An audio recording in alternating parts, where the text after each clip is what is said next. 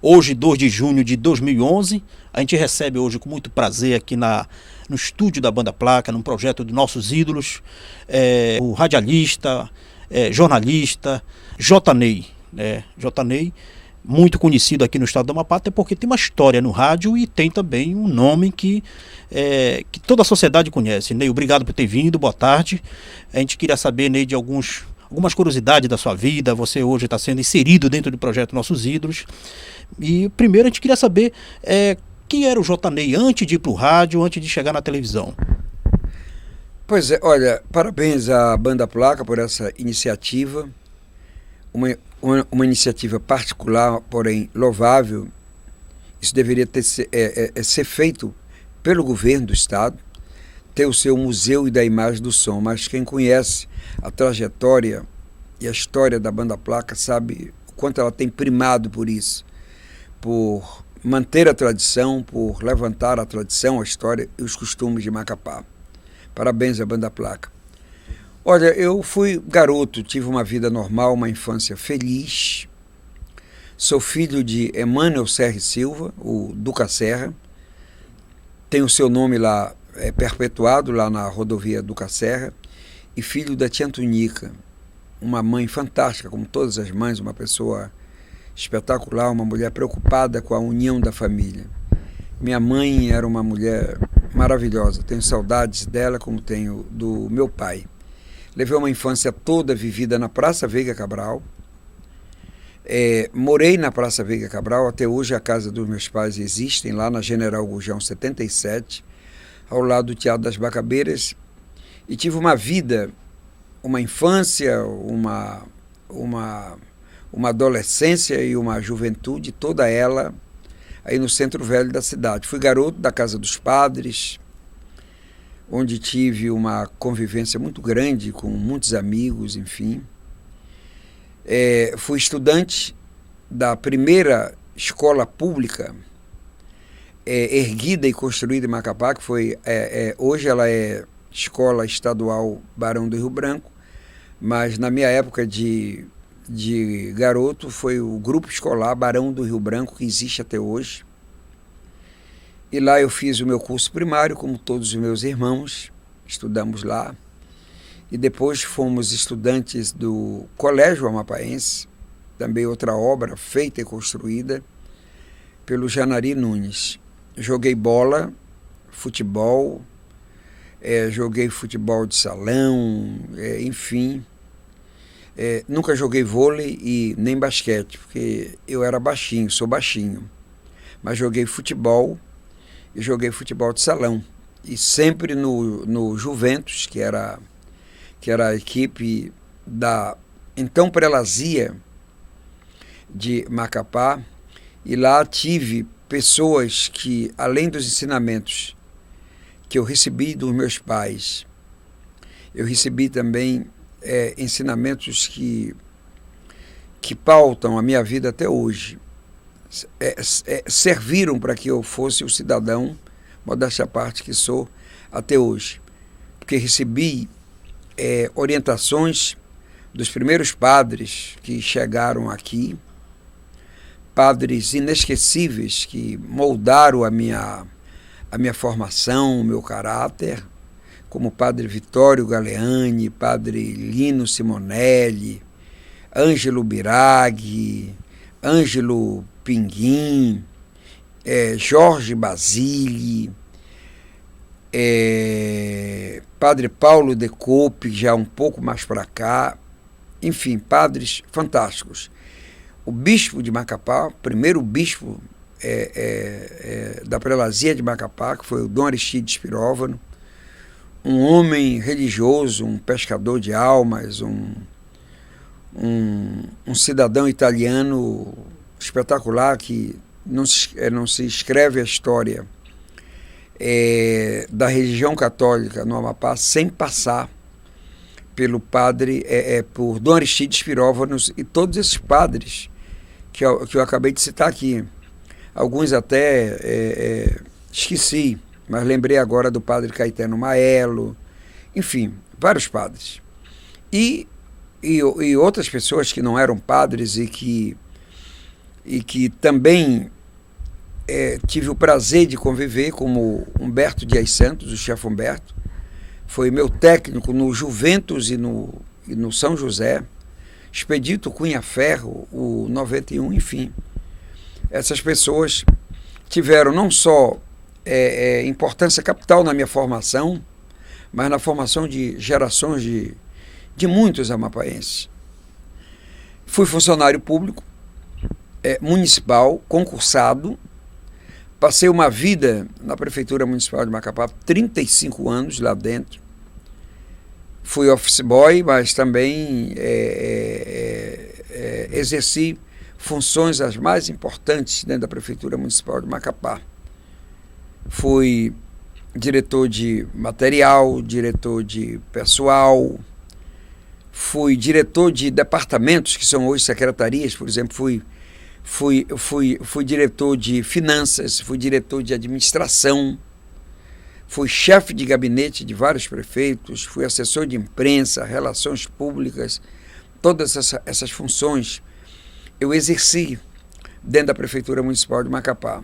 Faço questão de dizer que até pelos ensinamentos que eu recebi dos meus pais e dessas pessoas e dos padres com quem eu convivi, que convivi com muito dinheiro, com muita chance dentro da Prefeitura Municipal de Macapá e nunca roubei um tostão lá dentro. Tenho uma vida honesta, faço questão de dizer e me orgulho muito disso, de ter sido um servidor público honesto, que nunca roubei um tostão do serviço público, diferente do que se vê hoje, né? O que vimos em 2010, por exemplo, finalzinho de 2010, e antes de 2010, e agora em 2011, tanta coisa que a gente está presenciando e vendo de negativo. O nosso Estado, alvo das notícias mais negativas, de corrupções em poderes públicos do Estado.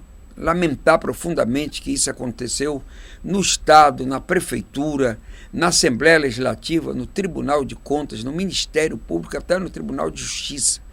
Se tem informações de uso e malversação de dinheiro público. Lamentável. E eu fui um servidor público e passei incólume em tudo isso, porque sempre fui uma pessoa honesta. Mas fui também radialista, como fui também apresentador de televisão. De repente fui bater no rádio, isso em 1967. Como todo mundo sabe, os prefeitos, na época do território, eram nomeados pelo governo, pelo governador. E por isso eu tive a chance de ir para a Rádio Difusora de Macapá. Em 1967, os meus irmãos João Silva e o Biratã Picância Silva já militavam na Rádio Difusora de Macapá, que era a grande escola do rádio amapaense, até porque era a única emissora de rádio existente naquela época. As emissoras FMs não existiam e eu fui para lá. E nem existia por aqui emissora de televisão. O rádio e a Rádio Difusora era o grande referencial da comunicação aqui no estado. Na época, território federal do Amapá. E eu fui para lá, porque o diretor da Rádio Difusora de Macapá, à época, naquele ano de 67, era Carlos de Andrade Pontes, que era casado com uma prima minha, Raimunda Pontes, e me levou para lá. E lá já estava o Bira, repito, e o João Silva. E também o meu cunhado, Benedito Andrade, que era um dos grandes nomes da radiofonia amapaense. Apresentador de jornais na Rádio Difusora de Macapá. E eu fui levado para lá nessa época. E lá encontrei além de Benedito Andrade, dos meus irmãos já citados, encontrei grandes nomes do rádio amapaense, como Pedro Silveira, Amazonas Tapajós, Agostinho Souza, a professora Creuza Bordalo, Edna Luz, Terezinha Fernandes, Humberto Moreira, que já meditava, Edivar Mota, enfim, grandes nomes do rádio amapaense. Mas meditei, fui para lá não para fazer rádio, fui para lá para trabalhar na área burocrática. E acabei me entusiasmando por isso, até motivado pelos meus irmãos que já estavam lá, e acabei ficando lá na difusora. Não fiquei lá durante muito tempo nessa minha primeira fase, eu fiquei lá pouco tempo, porque depois fiz lá, se não me falha a memória, 2 programas, um chamado Motorista em Trânsito e depois um outro chamado Juventude Vesperal de Iê. Depois, aí por volta de 1968, a Rádio Educadora São José Limitada, que já vinha sendo uma emissora planejada e anunciada, pertencente à Diocese de Macapá, havia inaugurado a emissora. E naquela época, 68, uma emissora avançada, para a época dela, apareceu assim como uma emissora revolucionária. Ela foi bastante planejada e só foi para o ar em 1968.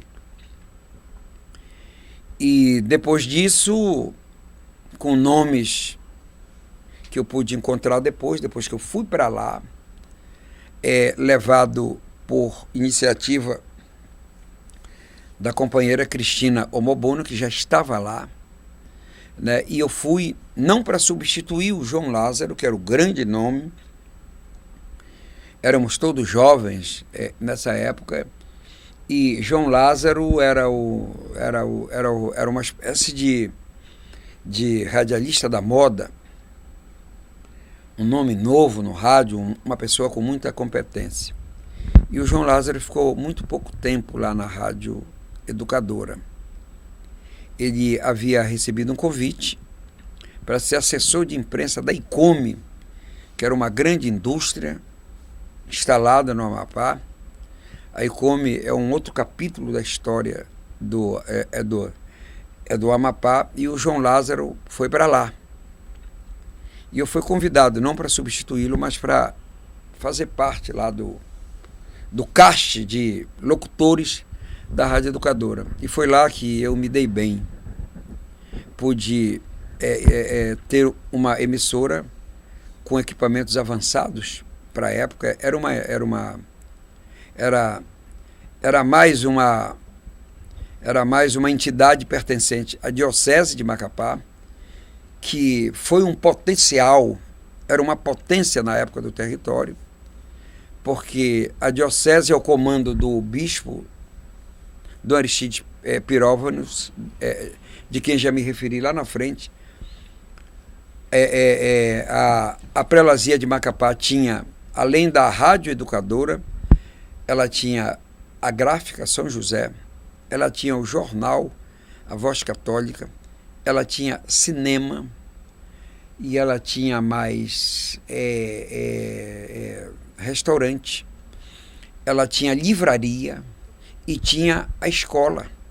Ela tinha uma escola particular que ela mantinha com professores altamente preparados. Eu lembro da escola paroquial, lá no bairro do Trem, e a escola paroquial São José, que era aqui, por trás da igreja de São José, no Colégio Diocesano, e todo mundo lembra disso, Colégio Diocesano, o prédio continua lá até hoje. Na Rádio Educadora, eu encontrei uma geração assim fantástica de grandes radialistas. Lá eu já encontrei o João Silva, o Luiz Melo, a Cristina Omobono, Ednete Moraes, Francisco Pacheco, Hélio Penafó, José Moacir Banhos de Araújo, José Cabanes, que foi meu diretor, artístico. Encontrei Sebastião Oliveira, Osmar Melo, de saudosa memória, grande parceiro, grande amigo. Enfim, as irmãs, a Conceição Furtado e a Odaléia Furtado, que eram locutoras lá. Todas as pessoas devidamente treinadas. Lamentavelmente, hoje, qualquer pessoa em Macapá faz rádio e isso desqualifica muito a atividade. Nós todos passamos por longos treinamentos para poder chegar ao microfone. Hoje qualquer pessoa pega o microfone, sai e acha que é radialista. Mas tive uma vida feliz lá, porque fiz grandes programas lá. Fiz o Sua Excelência Domingo, que foi um programa que nasceu lá e que existe até hoje. Esse programa tem 43 anos no ar. Foi feito e criado numa época em que a nossa cidade andava muito devagar, quase parando aí na década de 70, e foi com o Sua Excelência Domingo que a gente pôde revitalizar um montão de coisas aqui, os bailes populares, sociais. Pudemos revitalizar o Mar Abaixo, o Batuque, o concurso Miss Amapá, as programações de verão nos balneários de Macapá, principalmente no balneário de Fazendinha, no Araxá. Não foi propriamente dito o Macapá Verão, que o Macapá Verão veio muito para cá. Os bailes sociais, sabe, o baile da primavera, os grandes bailes sociais da cidade. Criamos o baile da pesada com o concurso Miss Cidade Macapá, onde cada bairro tinha, nesse concurso, uma garota representando. Enfim, o concurso Miss Amapá, que havia acabado, e voltamos o concurso Miss Amapá. Hoje, não tenho nada contra quem faz, mas Miss Amapá no Teatro das Bacabeiras é um troço assim meio estranho. Fizemos aqui durante muito tempo, eu coordenando esse concurso, esse radialista, mais o colega jornalista Guilherme Jarbas, a colega radialista Cristina Mobono, coordenamos durante anos o concurso Miss Amapá, feito no ginásio Avertino Ramos, sabe, com as garotas desfilando em traje maiô e em traje social, com a sociedade participando, torcendo, com torcidas organizadas, enfim. Fizemos um montão de coisa nessa época. Mas passei também pela televisão, passei 14 anos na TV Amapá.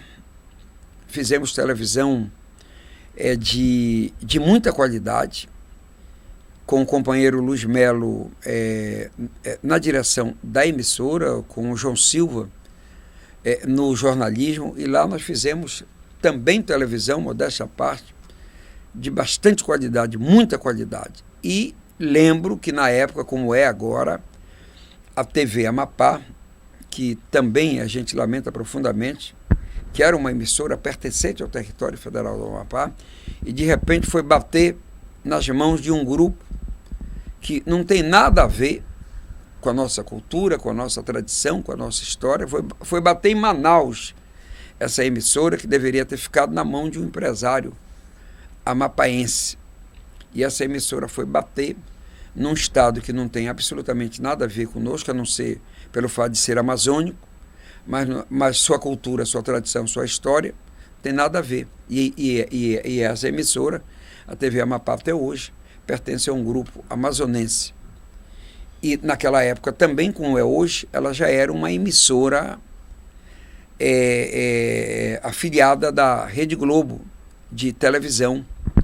Todo mundo sabe, quem vive nos meios de comunicação, sabe que a TV Globo ela sufoca muito as afiliadas, deixando pouquíssimos espaços para a divulgação da tradição, da história e dos costumes dos estados aonde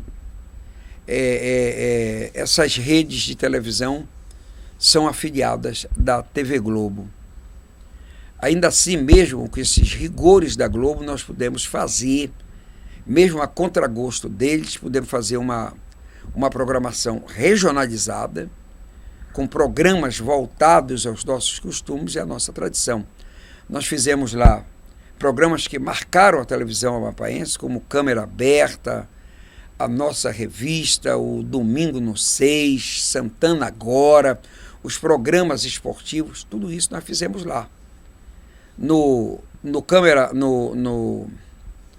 programa Nossa Revista, que era um programa de 10 minutos, antes do Jornal Nacional, nós criamos quadros lá fantásticos, de apoio à cultura, à sociedade, enfim, à história da nossa terra. E lá nesse programa, fizemos a Garota da Semana, que foi vista por um desses fiscais da TV Globo que fiscalizavam a programação da emissora. Lá ele viu a nossa Garota da Semana, gostou da ideia. Eu não lembro mais o nome dele, mas conversei com ele, me perguntou como surgiu essa ideia. Eu disse, olha, a ideia era de mostrar a elegância, a beleza, né, a categoria, né, o tropicalismo da mulher amapaense, e nós resolvemos fazer esse quadro. E com base na nossa Garota da Semana, no programa Nossa Revista, foi que surgiu, foi que apareceu, foi que a TV Globo criou no Fantástico a Garota do Fantástico. Quer dizer, nós contribuímos também na televisão, foi um tempo bom, eu reconheço isso, que passei dentro da TV Amapá, tenho saudade, já fui convidado para fazer televisão, mas me considero um profissional do rádio.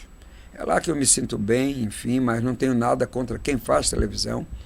A gente sente que a televisão amapaense cresceu muito, já são vários canais. Se abriu uma grande janela, aliás, não é nem uma janela, uma grande porta, para que muitos profissionais de talento pudessem trabalhar. Isso é um pouco da minha vida, que tem momentos mais felizes, mais momentos tristes, tenho até certos momentos de decepções. Acho que o estado do Amapá já poderia ter sido bem melhor, já poderia ser um estado muito mais desenvolvido, e de repente, isso é uma opinião minha, a gente tem tido muitas decepções com os nossos gestores. Quando não são corruptos, eles pensam muito pequeno. O Amapá precisa de obras estruturantes, maiúsculas, que se pense no futuro, que não se pense apenas no agora, no imediatismo. O Amapá precisa se desenvolver. Nós estamos precisando urgentemente de uma renovação no seu quadro político, que venham pessoas com novas ideias, com cabeças arejadas, com ideias novas, progressistas, enfim, que possam pensar o futuro das novas gerações. E de repente nós todos, a sociedade cobra essa renovação no quadro político, administrativo aqui da nossa terra. Essas coisas aqui é que eu queria colocar, a gente poderia colocar mais coisas, enfim, mas no geral essa é um pouco da minha história. Eu tenho muito orgulho de contar essas coisas, porque eu tenho certeza absoluta que no decorrer da minha vida eu posso dizer assim, que eu tenho consciência tranquila de que pude fazer, como radialista, como apresentador de televisão, como cidadão, pude fazer alguma coisa pela minha terra, pelo meu povo, pela minha gente. Continuam ainda contribuindo, fazendo dentro das minhas limitações, fazer alguma coisa para melhorar a vida da nossa cidade, do nosso povo e da nossa gente. Tenho muito orgulho da minha família, dos meus irmãos, que estão todos aí, ainda contribuindo, são médicos, professores, jornalistas, pessoas simples, mas pessoas honestas, que também, de alguma forma, pelos ensinamentos que nós recebemos dos nossos pais, são pessoas que ainda continuam aí contribuindo para o Amapá. A família cresceu, né? Já tem muita gente contribuindo aí, filhos, netos, enfim, já estão todos aí na batalha, no dia a dia. Bom, Ney, a gente agradece a sua vinda até aqui ao estúdio da Banda Placa, né? As curiosidades, os detalhes que a gente queria saber um pouco mais da sua vida, você já citou pra gente. E a gente queria agradecer em nome do Carlitão da Banda Placa, do Álvaro, que estão aí à frente do projeto Nossos Ídolos. Esse projeto, ele contempla, na verdade, as pessoas que têm referência na área cultural, do esporte, em vários segmentos.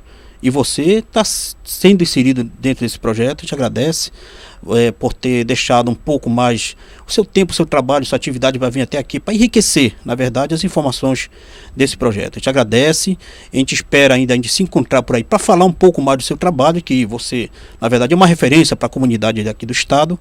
E para encerrar, eu queria que você falasse um pouco mais desse trabalho que a Banda Placa faz com carinho, para lembrar e para, na verdade, valorizar mais pessoas como você, que faz parte dos nossos ídolos. Tá certo. Já falei lá no começo da minha fala, da minha entrevista, dessa importância que tem a Banda Placa, que não é só uma banda musical. Ela tem raízes profundas. Se você cavar, se você pegar uma picareta e cavar o solo amapaense, você não vai encontrar as raízes da Banda Placa, tamanha importância que ela tem.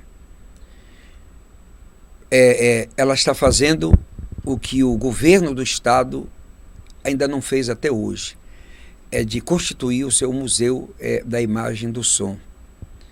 E eu tenho certeza absoluta que para a posteridade, tudo que eu falei aqui e outras pessoas que já vieram aqui, já concederam entrevistas, que já fizeram esse depoimento e outras que virão também, as gerações futuras com certeza poderão extrair muita coisa para saber tudo o que aconteceu aqui na vida de muitas pessoas, nos diversos segmentos aqui da sociedade. Quero lamentar profundamente que as autoridades amapaenses não conheçam, isolados nos seus gabinetes refrigerados, não se deem conta da existência de um trabalho como a Banda Placa faz. Só eu, como radialista, como comunicador, como formador de opinião, sei da história da Banda Placa, que nossas autoridades infelizmente não sabem. Mas está valendo. O Carlitão e a Banda Placa, o Álvaro, que estão mais tempo na banda, e os mais novos que estão aí para oxigenar a banda, estão fazendo o papel deles, coisa que nossas autoridades, não quero generalizar, não conseguem fazer. Então, parabéns. Isso é uma medida da mais alta importância. Só quem sabe o que isso representa é que pode dizer. Então, parabéns à Banda Placa. Eu estou tendo o maior prazer de estar dando esse depoimento aqui. Me sinto até aliviado de deixar para a história esse depoimento aí. Obrigado.